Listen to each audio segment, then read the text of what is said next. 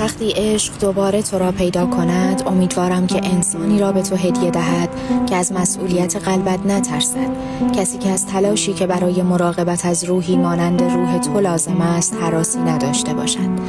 وقتی عشق دوباره تو را پیدا کند، امیدوارم کسی را برایت بیاورد که تو را به وضوح ببیند، کسی که تو را در نظر بگیرد، که مرزهای تنهاییت را بشناسد، کسی که گوش دهد، که تلاش کند، که ارتباط برقرار کند.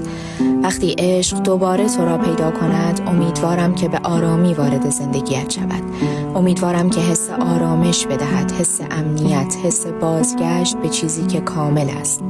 امیدوارم که مانند چیزی قطعی باشد، مانند چیزی پایدار، مانند یک بازدم عمیق.